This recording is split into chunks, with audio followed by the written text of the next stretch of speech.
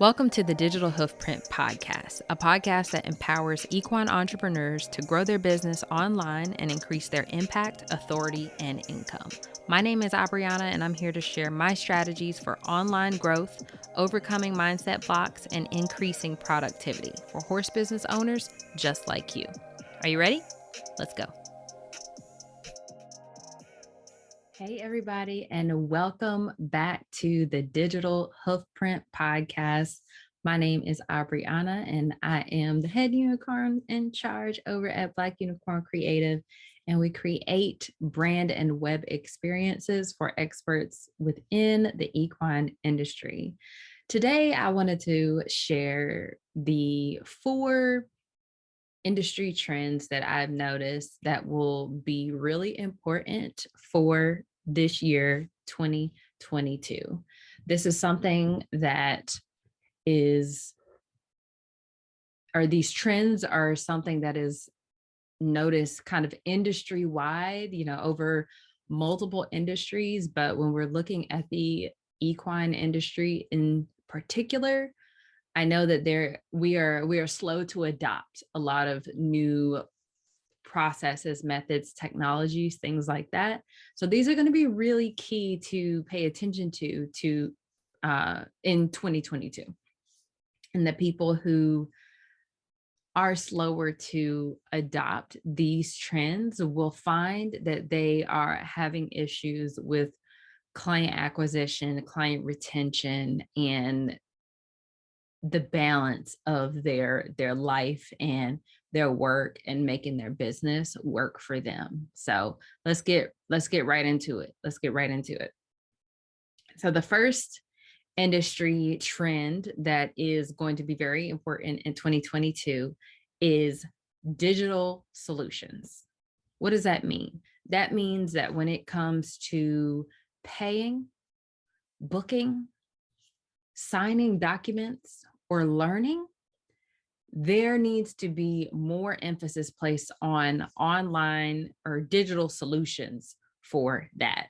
For example, I'll do a product-based and a service-based example. So for a service-based business, like a lesson program, like a massage therapist, like a chiropractor, being able to learn about your business online, one, is very important. What is it that you do? Some sort of online presence is definitely expected by this point, but being able to either get on an initial consultation or book for these services online is going to increase your ease of delivery of this service. It's going to shorten the time and the energy it takes for you to onboard clients and get them kind of up to speed, any kind of paperwork that you need done. It's going to be faster for you. And so it's not just that it's going to be faster for you, but people are going to start to expect these kinds of things when they're spending their money at businesses. They're going to expect this ease, this convenience that digital solutions offer when it comes to paying, booking, and signing documents. So when you're in situations where, you are maybe parent children, like a lesson program, or with any kind of documents you need to sign, any kind of contracts, there should be a option for people to sign documents online. Now, when it comes to online education, that's in multiple ways. We're seeing a lot more instances of trainers teaching online, doing virtual lessons, doing virtual conversations like lectures, doing virtual delivery of their training methods. We see a lot of that, and that can be in the form of a subscription service, a membership service, or someone can just purchase a course, or they can purchase like a virtual lesson. They're going to, you're going to watch them while they ride, or they submit a video. you're going to start to see more of a prevalence of these types of services as your business grows, as being in the online space amplifies your message and the capacity in which you can reach people. You're going to start seeing more of these online offers, and people will come to expect those. It'll be more normalized. And so as we go up and down in the requirements for social distancing and people's opinions about how safe they need to be, you're going to start to see more and more of these virtual offerings, educating people, sharing your message, sharing your intellectual property in an online space that not only increases the revenue in your business without increasing the amount of work you have to do, depending on the model, but it also gets more people in your customer journey, and it helps you develop more warm leads, which are the people that have already interacted with your business, so that you can continue to nurture those relationships and get more people, get more clients, and keep those clients.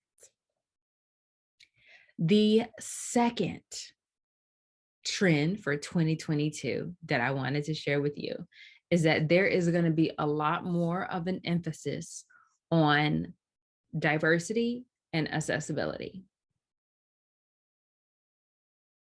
What do those things mean? Diversity can mean interacting with a spectrum of people, whether it be socioeconomic status, race, gender, background, income, literally anything. There are more people getting into outdoor activities because a lot of us are stuck indoors, right? And so kids are in and out of school. They're wanting them to get out and do some sort of constructive activity where they can learn. That is where lesson programs and different nonprofits can capitalize off of the needs that our community and the audiences that we could serve have currently. And so I have this quote from Natasha Springers Levine. She is the COO of Strider. She says that we've been hearing a ton of dialogue on inclusion as of late. It's created wonderful pressure on venues to truly commit to making their events accessible. So then we get into this accessibility piece, and we start talking about making our industry and making our businesses accessible to people that are not fully able and not having ableist businesses. So whether obviously everything needs to be as safe as possible, but for example, with these digital solutions, these online education platforms, making it accessible as in having the transcripts available, or putting alt text on your images so that people who are using screen readers can interact with your content. And so there's going to be more of a push in that, but there's also going to be more learning, because we're not going to always get it right. No one ever always gets it right. And it does take additional resources, but there is going to be more of a prioritizing of the diversity and accessibility space, especially within this industry, as we hear more stories of champions of disabled people, more stories of, say, Black and brown cowboys in history, and how those stories are kind of coming up and being shared in Hollywood more and more. There are going to be more people who are wanting to reconnect with the outdoors, who are wanting to utilize the capacity that horses have to be, therapists for us. So the more that need to kind of step back and reevaluate our lives that we have seen in this pandemic, the more people are going to want to connect with horses on a deeper level. Companies are becoming more and more interested in highlighting diverse riders and businesses and skill sets. So that is where you're going to see a lot of the conversation leading. There is that expectation after the summer of 2020 that companies are going to continue to put their money where their mouth is as they announced all of this support for diversity in their businesses and on their platforms. So the pressure, although the conversation may have died down, the pressure has not been released as we continue to see those expectations withheld. So number 2 is emphasis on diversity and accessibility. And that leads directly into number 3, which is the importance of community building. I need to figure out where I got these numbers from. It was a document. I will share the link, but industry businesses, horse business owners shared that they had a 10.4 increase in financial pressure over the year 2020. But there was also an increase of adoptions and the number of hobby horses out there. What does this lead to? This leads to the fact that despite financial pressures being higher and inflation and all that stuff, despite finances or the cost of things increasing, there were still more people getting into horses, even if it is a hobby capacity. And I know a lot of times when I speak on different platforms about how to get people into the industry, I talk about these people that are not showing. A lot of the emphasis is placed on athletes and competitors when they are a small percentage of this industry. And so if you have a business that can cater to people who are just caring for their horses, they're enjoying them, they're trail riding, they may compete at smaller shows just to say that they are working towards some goals. But if you are not catering to these people and trying to build a community around them, you are going to be sorely missing out on business and exposure and the amount of community that you could build behind the things that you create. These things lead to training being more popular and more necessary than competitions. This leads to investment in local options because a lot of times we're not going anywhere. The cost of everything is high and there's still a virus running around this place. Okay. So people aren't going anywhere. So what they're spending more money locally. So the capital is there. It's just redirected because people are not always on the road nowadays. And then there are more transactions based on proximity and on trust. And so that's where it comes in, how do you show up? Do people trust what you have to deliver? Do people trust that your products work? Do people trust that your massage therapy, your chiro is necessary for their horse despite the level of riding that they do? That is where you are going to have an opportunity to build that trust and build that community and continue to share that you have something to offer to your audience and you have space for your ideal client. So number 3, the third industry trend for 2022 was building community. Number 4, this is don't shoot the messenger. I'm just delivering the observations. Okay. But number 4 is a labor force shift. A lot of people, even before the pandemic, complained about not being able to find good help. Good help is hard to find. But now, even the good help, it is an employee market right now.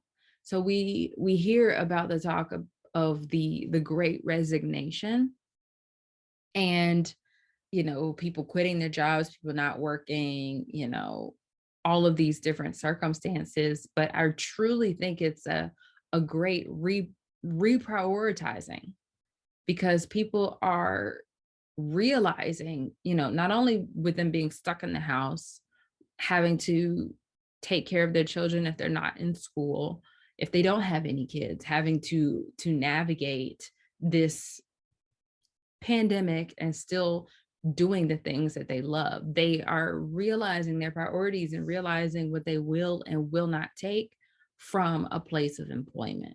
So these lower wage workers are seeking higher pay, benefits, and better positions that will take them somewhere in their career.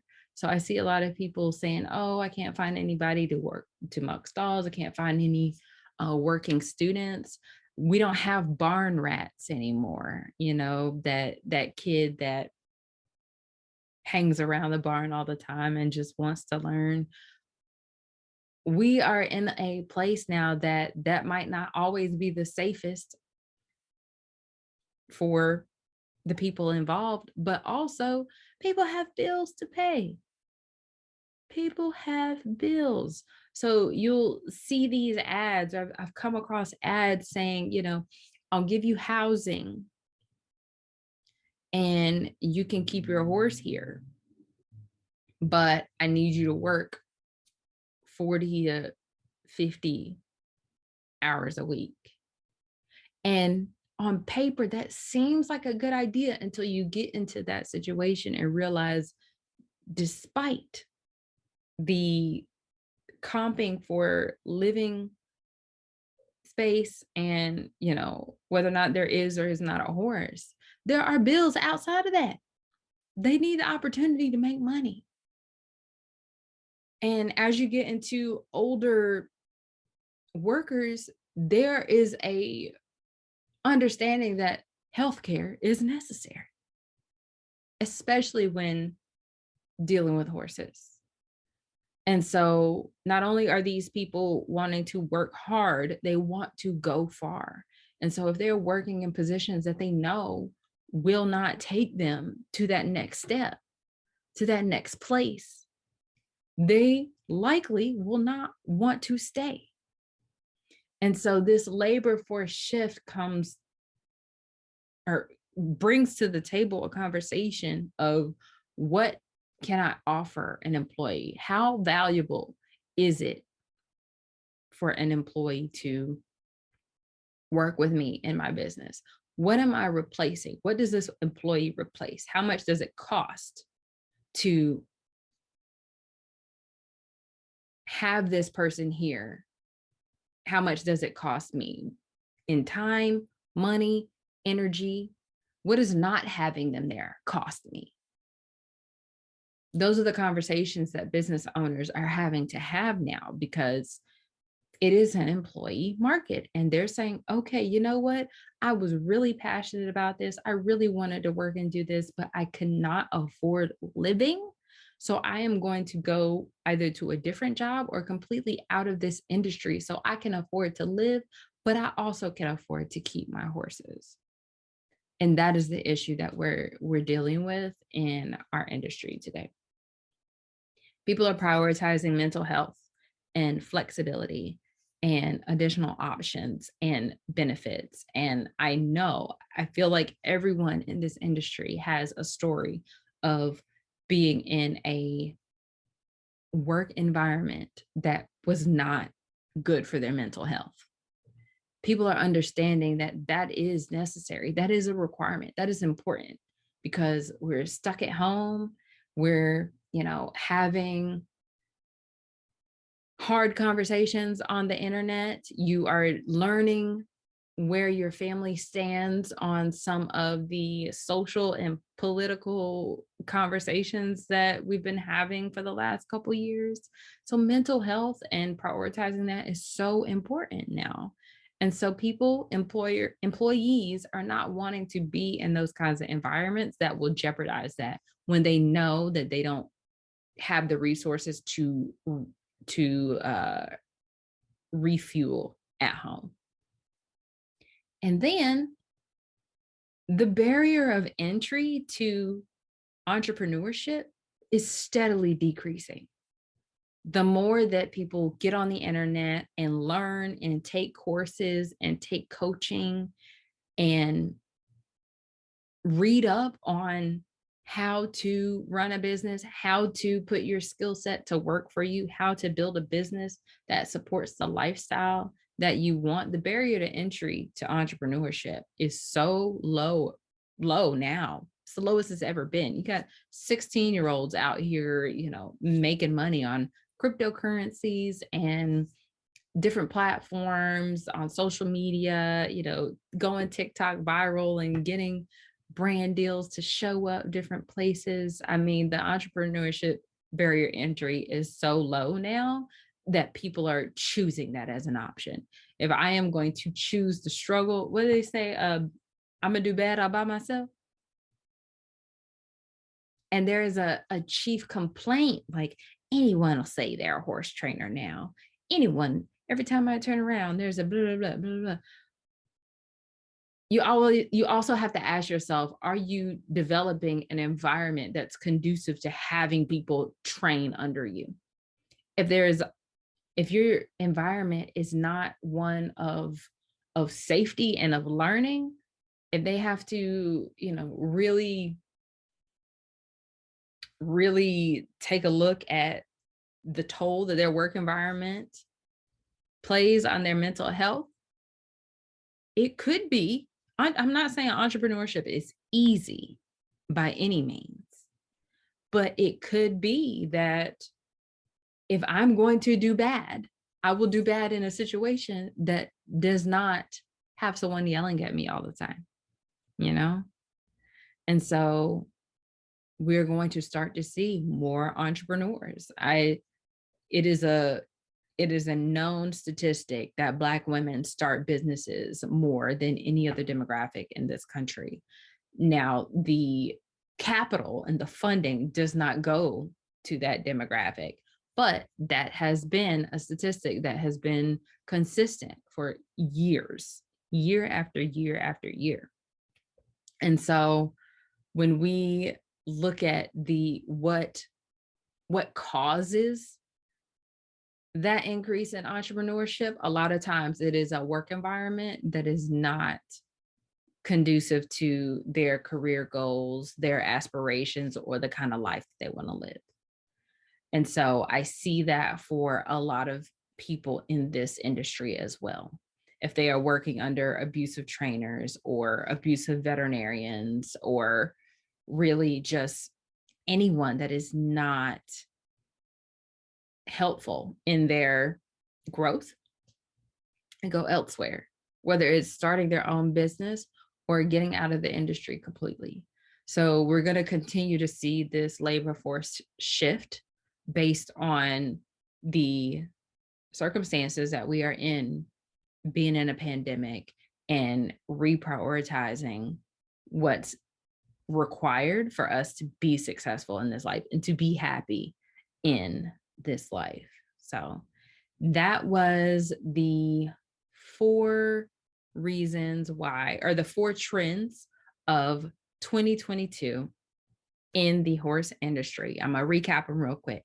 The 4 trends that I have seen in the horse industry for 2022. Number 1, emphasis on digital solutions, payment, booking, signing documents, and education and learning. Number 2, emphasis on diversity and accessibility. We are going to continue to hold these companies accountable to the commitments they made in increasing in both of those capacities. Number 3, building a community. You need a community around your business, around your efforts, around your campaigns. We need people. So there will be a significant prioritizing of community building this year. And then number 4, labor force shift. People are realizing they don't want to be in toxic work environments, and the barrier to entrepreneurship is lower. So you're going to start to see a lot of a shifting in that, where people prioritize themselves over their employment. All right, I hope you enjoyed this episode of the Digital Hoofprint Podcast.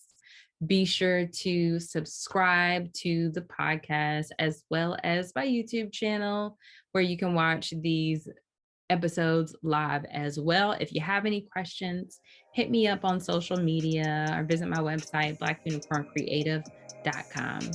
See you guys next time.